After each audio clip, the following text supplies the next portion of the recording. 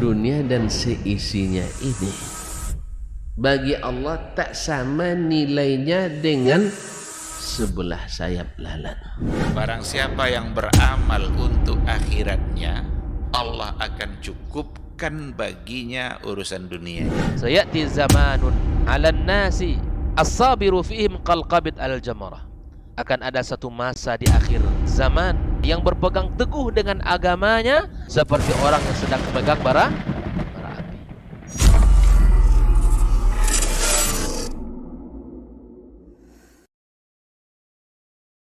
Majtama'a qaumun fi baitin min buyutillah yatluna kitaballah wa yatadarasunahu fima bainahum illa nazalat alaihimus sakinah wa ghasyiyatuhumur rahmah wa haffat bihimul malaikah wa dzakarahumullahu fiman indah. Tidaklah suatu kaum duduk di salah satu rumah Allah membaca ayat-ayat Allah dan sama-sama mempelajarinya, kecuali turun kepada mereka as-sakinah, ketentraman dan kenyamanan. Wa ghasyiyatuhumur rahmah, dan mereka diliputi pula oleh rahmat, kasih sayang dari Allah Subhanahu wa taala. Wa haffat bihimul malaikah, dan mereka pun dikelilingi oleh para malaikat, karena malaikat suka majlis-majlis zikir dan ilmu. Wa dzakarahumullahu fiman indah, dan Allah akan banggakan sebut-sebut mereka di kalangan malaikat. Assalamualaikum warahmatullahi wabarakatuh. Innal hamdalillah nahmaduhu wa nasta'inuhu wa nastaghfiruhu wa nastahdihi wa na'udzu billahi min shururi anfusina wa sayyiati a'malina. Man yahdihillahu fala mudilla lahu wa man yudlilhu fala hadiya lahu. Asyhadu an la ilaha illallah wahdahu la syarika lah wa asyhadu anna Muhammadan abduhu wa rasuluh sallallahu alaihi wa ala alihi wa ashabihi wa man sara ala nahjihi wa istana bi sunnatihi ila yaumiddin. Qala ta'ala ya ayyuhalladzina amanu ittaqullaha haqqa tuqatih wa la tamutunna illa wa antum muslimun.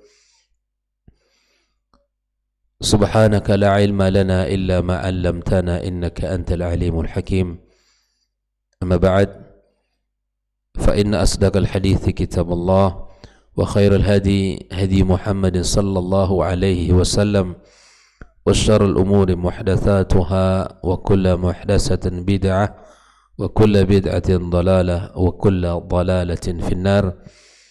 Ma'asyiral muslimin wal muslimat, al-musyahidin wal musyahidat, rahimani wa rahimakumullah. Alhamdulillah, kita bersyukur kepada Allah Azza wa Jalla. Pagi ini kembali kita diberikan kesehatan, kemudahan untuk bisa mendatangi rumah Allah Subhanahu wa taala, melaksanakan kewajiban kita sebagai seorang muslim, menunaikan ibadah salat subuh secara berjamaah. Mudah-mudahan ibadah kita, salat kita, doa kita, zikir kita diterima Allah Subhanahu wa taala, serta ilmu yang kita pelajari menjadi cahaya dalam kehidupan kita. Kemudian salat dan salam mari selalu kita ucapkan untuk Nabi kita sallallahu alaihi wasallam. Mudah-mudahan kita semua diberikan taufik untuk bisa melaksanakan sunnah-sunnahnya dan membuktikan cinta kita kepadanya. Ikhwafillah, kaum muslimin dan muslimat, kembali kita bersama kitab Al-Mulakhas fi Syarh Kitab Tauhid karya Syekh Shalih Al-Fauzan. Pada pagi ini masih dalam pembahasan bab peringatan keras terhadap orang yang menyembah Allah di kuburan orang saleh, apalagi mereka menyembah orang saleh tersebut. Sudah kita baca dua dalil dari kitab ini, dan ini merupakan dalil yang ketiga. Ini merupakan dalil yang ketiga, yaitu pada halaman 172. Halaman 172, dalil yang ketiga dari pembahasan bab ini. Wali Muslim, ya, wali Muslim, riwayat dari Imam Muslim, an Jundub bin Abdullah dari sahabat Nabi Jundub bin Abdullah, qala, dia berkata, sami'tu an-nabiyya sallallahu alaihi wasallam qabla an yamuta bi khamsin. Aku mendengarkan Nabi sallallahu alaihi wasallam ya sebelum dia meninggal 5 hari atau 5 malam atau 5 tahun, wa huwa yaqul, di mana Rasul sallallahu alaihi wasallam mengatakan, inni abra'u ilallahi ay yakuna li minkum khalil. Ya, aku berlepas diri kepada Allah ya, dari aku mengambil salah seorang dari kalian khalil, kekasih. Ya, fa innallaha qad ittakhadhani khalila. Sesungguhnya Allah telah menjadikan aku sebagai kekasih. Kama ittakhadha Ibrahim khalila, sebagaimana Allah Subhanahu wa taala telah menjadikan Ibrahim kekasihnya. Walau kuntu muttakhidan min ummati khalila, andaikan aku mengambil seorang kekasih dari umatku, lattakhaztu Abu Bakrin khalila, sungguh aku akan menjadikannya Abu Bakar As-Siddiq sebagai khalil, sebagai kekasih. Ala wa inna man kana qablakum kanu yattakhiduna qubur anbiya'ihim masajida. Ya, ketahuilah sesungguhnya orang-orang sebelum kalian, mereka menjadikan kuburan para nabi mereka masajid, ya, sebagai masjid. Ya. Ala fala tattakhidul qubur masajida fa inni anhaakum an zalik. Maka jangan kalian jadikan kubur itu sebagai masjid, sungguhnya aku melarang akan hal tersebut. Nah, ikhwafillah, hadis ini riwayat Imam Muslim dalam kitab sahihnya.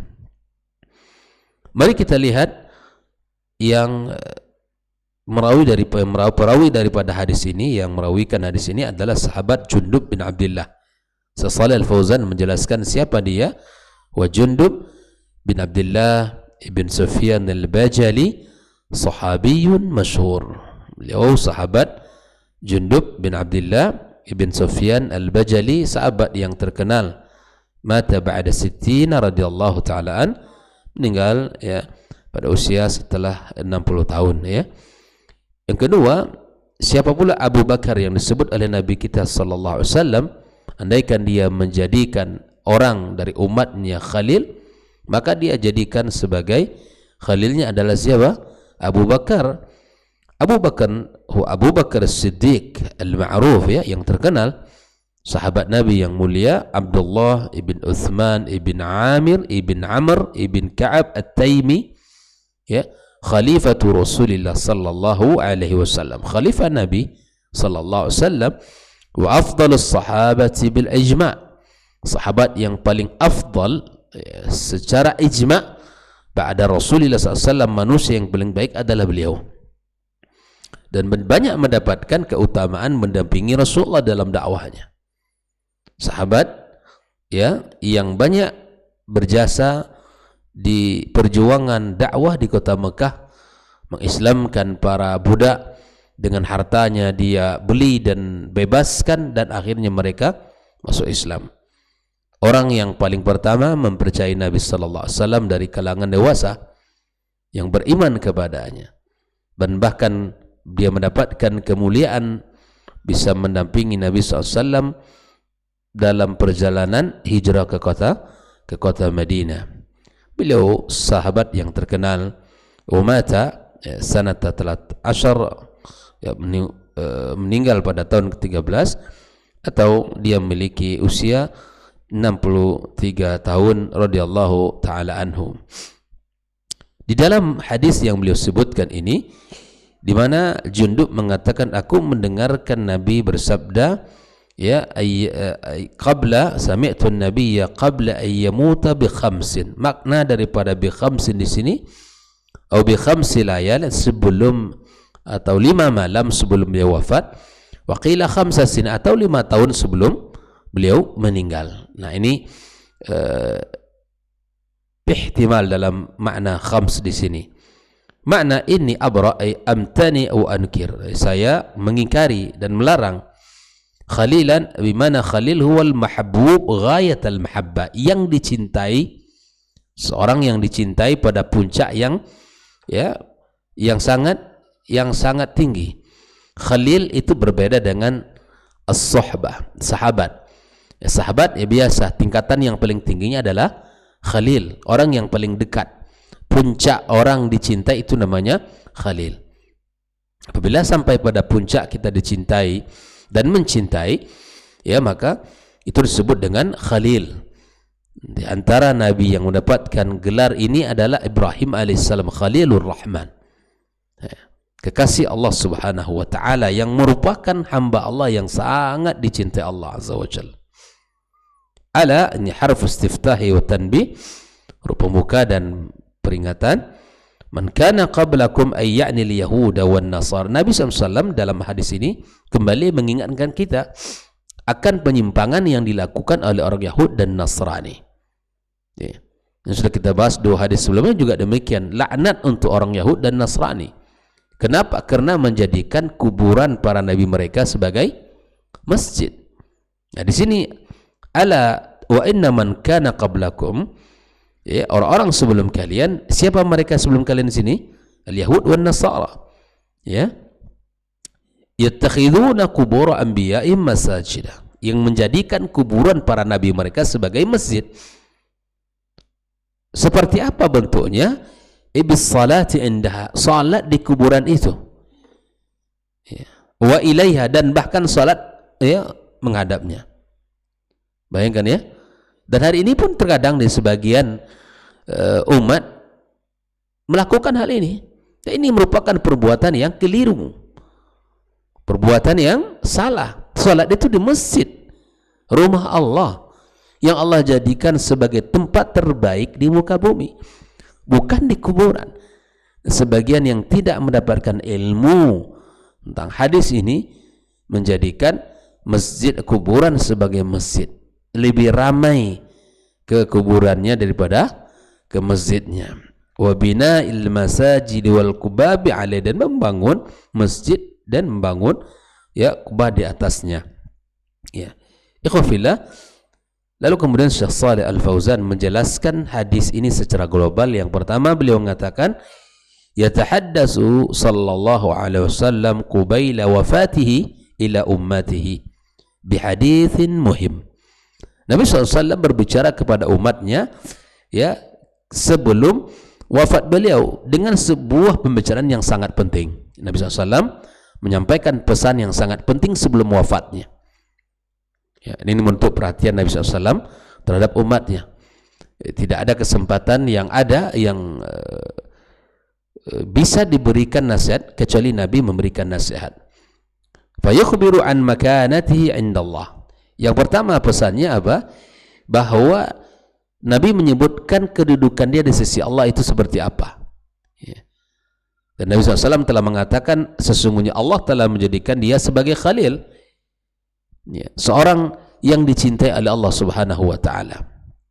Wa annaha balagat a'la darajatil mahabbah, dan beliau telah sampai pada puncak yang tertinggi dari kecintaan. Dia mendapatkan itu, dia telah memperoleh itu. Ikhwafillah, Nabi kita sallallahu alaihi wasallam, Nabi kita telah mendapatkan puncak kecintaan dari Allah tabaraka wa taala.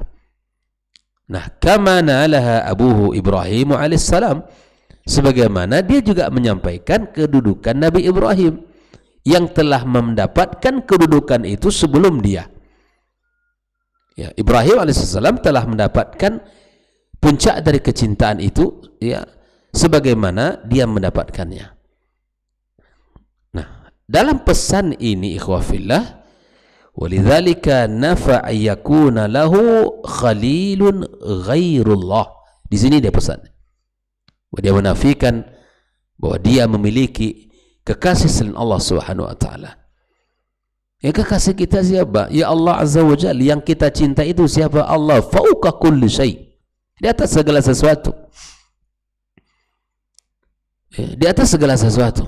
Allah yang menjadi tumpuan harapan kita, Allah yang menjadi ya tempat kita melumpahkan kecintaan kita, rasa takut kita dan ta'zim kita adalah Allah Azza wa Jalla.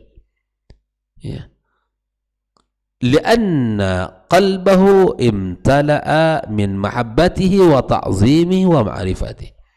Bagaimana cara agar kita bisa dicintai oleh Allah Azza wa Jalla dan bisa mendapatkan puncak cintanya Allah, seperti mana Nabi kita SAW hatinya telah dipenuhi dengan cinta, dengan ta'zim dan ilmu tentangnya. Nah, ini caranya kita.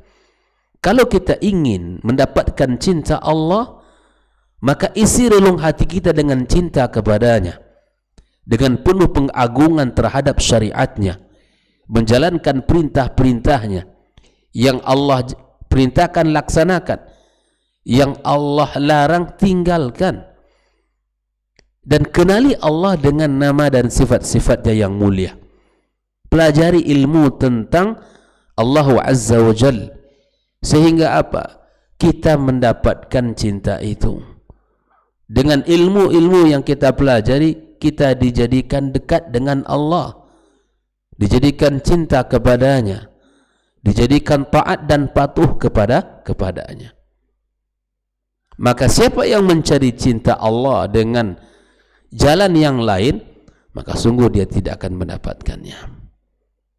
Maka itu habiskan usia kita untuk menggapai ridha dan cintanya Allah Azza wa Jalla. Andaikan kita berusaha mendapatkan cinta selain Allah, sungguh tidak akan pernah kita dapatkan. Wa ghayatun nasi la tudrak. Cinta selain Allah tidak akan pernah kita dapatkan.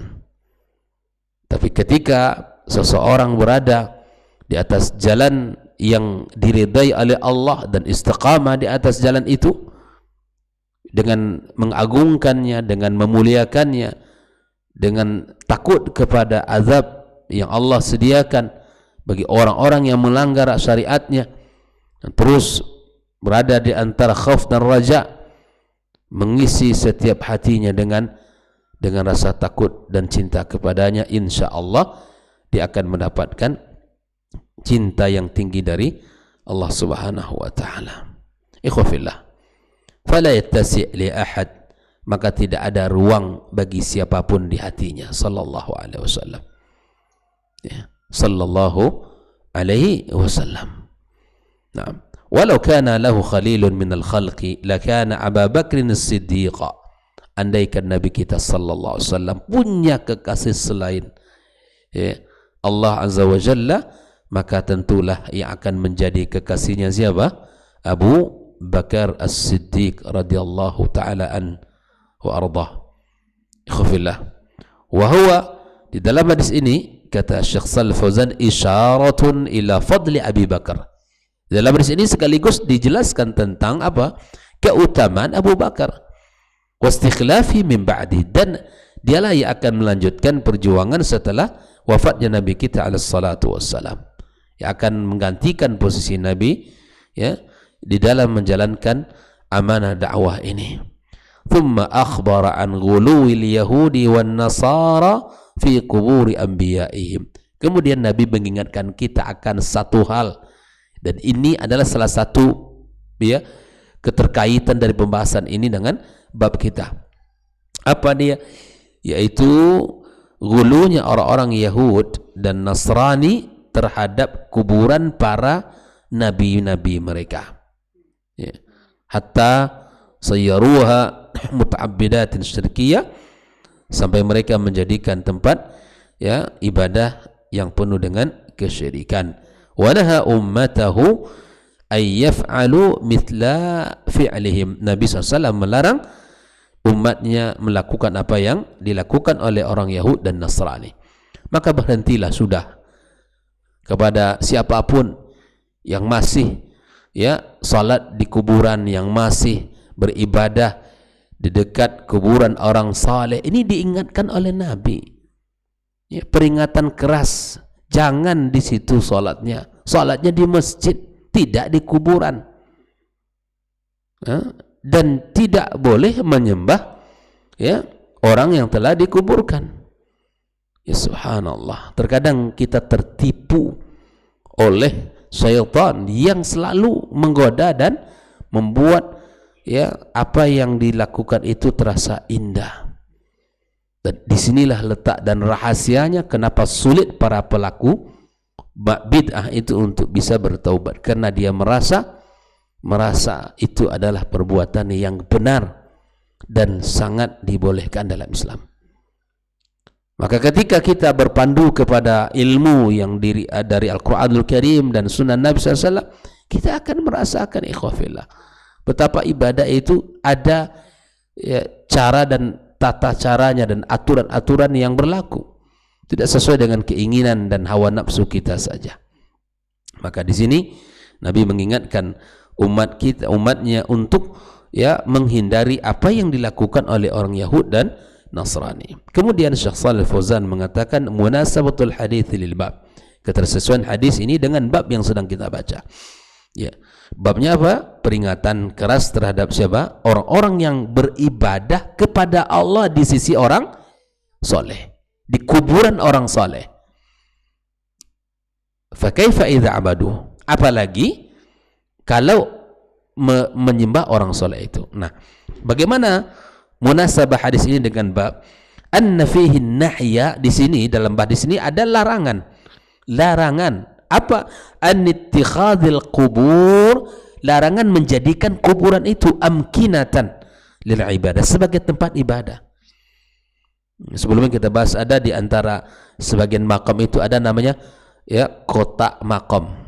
Kotak amalnya itu ada ya, kotak infak makam. Ya, terkadang para penjaganya itu sebagai bagian usaha untuk mendapatkan kehidupan di situ, mengatasnamakan ya, atasnamakan ini orang saleh. Maka dalam hadis ini terdapat larangan menjadikan kuburan itu sebagai tempat ibadah. Kenapa demikian? Li'annahu wasilatun ila syirki, karena itu merupakan wasilah untuk kesyirikan. Kita tahu kesyirikan itu dosa besar. Jika dia tidak bertobat kepada Allah sebelum meninggal, maka dosanya tidak diampunkan. Kezaliman yang paling besar adalah kesyirikan. Perbuatan yang bisa menggugurkan amal saleh kita adalah kesyirikan. Tidak ada yang dibenci oleh Allah Azza wa Jalla dari amalan kemaksiatan melainkan kesyirikan. Kebencian dan Allah Azza wa Jalla terhadap kesyirikan, bahkan Allah katakan ana aghna syuraka an syirki, tidak mutu dengan kesyirikan kalian, kata Allah Azza wa Jalla. Maka dia dilarang. Kama taf'alul yahud wan nasara wa ghairuhum min ahli al-bid'ah. Dan begitu juga ya sebagaimana yang dilakukan oleh orang Yahud dan Nasrani dan yang lainnya. Ini banyak kuburiyun ya, para penyembah kubur. Ke masjid tidak pernah, tapi kubur rajin. Ke masjid langkahnya berat kakinya berat untuk melangkah, tapi ke kuburan sangat senang dan bahagia. Ini subhanallah, ini terbalik ini. Terbalik kuburiyun, para penyembah kubur. Yang berawal dari tradisi-tradisi, yang berawal dari kebiasaan-kebiasaan, akhirnya menjadi apa? Ya, ketertarikan. Karena di situ datang syaitan, zayyin lahu a'malu, akan yang perindah amal itu. Syaitan suka kalau umat ini tergelincir. Maka tugas kita, para duat, para asatizah, dan kita semua kaum muslimin menjelaskan, wajib menjelaskan ini, punya tanggung jawab besar di hadapan Allah Azza wa Jalla kita. Maka itu ikhwafillah ya, tinggalkan perbuatan Yahud dan Nasrani ini. Ini bukan kebiasaan para as-salafus salih. Ini bukan kebiasaan orang-orang yang berada di atas manhaj yang benar. Mendatangi kuburan dan salat di situ adalah kekhilafan dan kesalahan besar yang mesti kita tinggalkan. Ya. Niat baik saja tidak cukup. Kan tujuan mereka rata apa? Kami kan ibadah tempatnya bukan di situ. Nabi telah melarang anda beribadah di situ. Ya. Ini adalah kekeliruan yang mesti kita ingatkan umat ini. Lalu terakhir Syekh Shalih Fauzan mengatakan ma yustafadu minal hadis, Pelajaran apa yang bisa kita ambil? Yang pertama, an-nahyu an ittikhadil kuburi amkinatan lil ibadah. Larangan menjadikan kuburan sebagai tempat ibadah, yusalla indaha, salat di situ, au ilaiha, atau kepada orang itu yang dikuburkan, wa yubna 'alaiha masajidu au kubab, atau membangun masjid atau kubab, hadaran min al-wuqu' fi syirki bisababi dzalik. Ya, sebagai bentuk peringatan agar kita tidak melakukan kesyirikan. Yang kedua, saddu dzara'i al-mufdiyati ila syirki, menutup jalan dan sarana yang mengantarkan kita kepada kesyirikan. Di dalam syariat Islam pasti ditutup itu seluruh jalan yang mengantarkan kepada dosa dan maksiat, apalagi kesyirikan, mesti ditutup.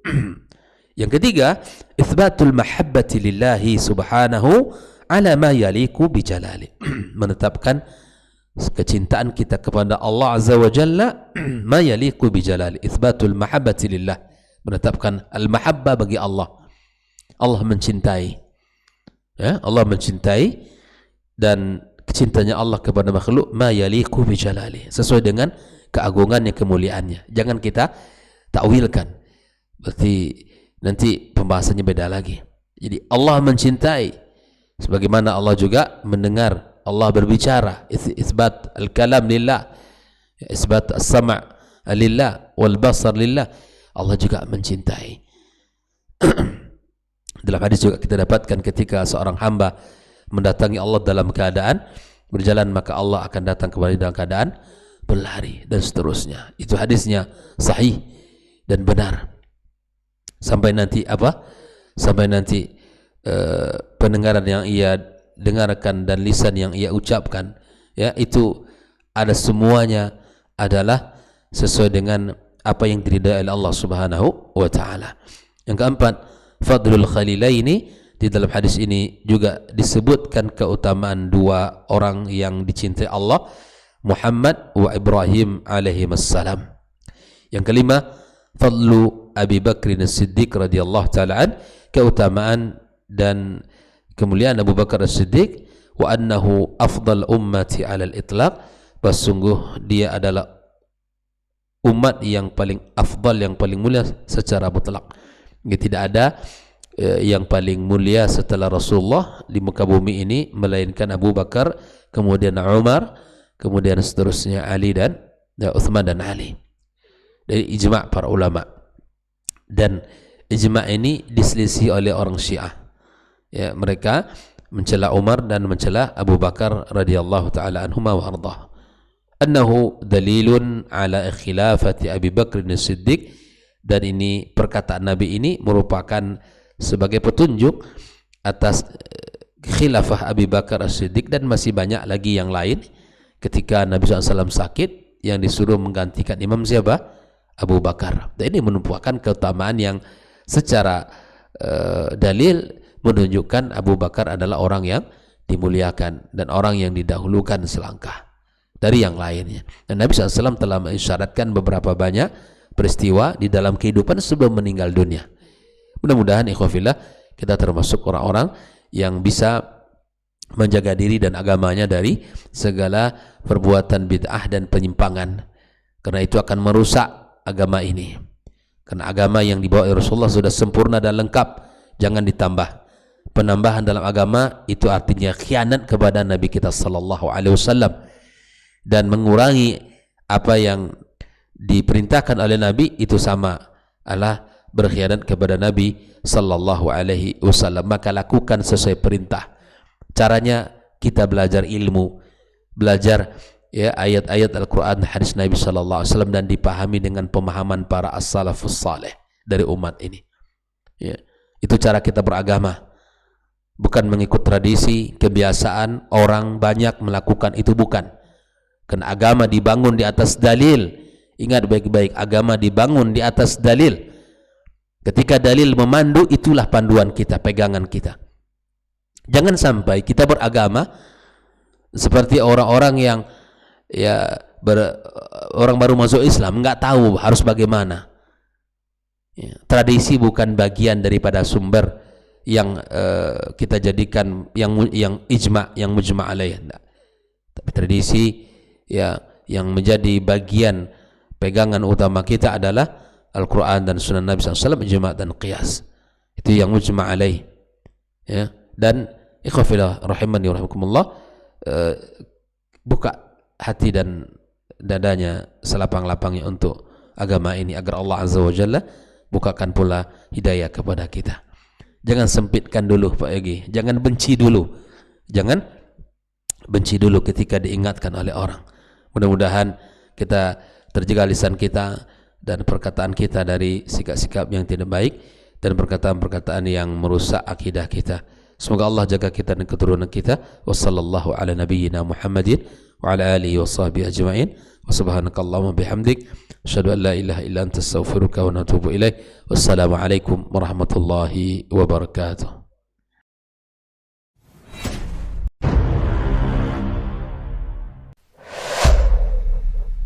Dunia dan seisinya ini bagi Allah tak sama nilainya dengan sebelah sayap lalat. Barang siapa yang beramal untuk akhiratnya, Allah akan cukupkan baginya urusan dunia. Sayati zamanun 'alan nasi as-sabiru fihim qalqabit al-jamarah. Akan ada satu masa di akhir zaman yang berpegang teguh dengan agamanya seperti orang yang sedang memegang bara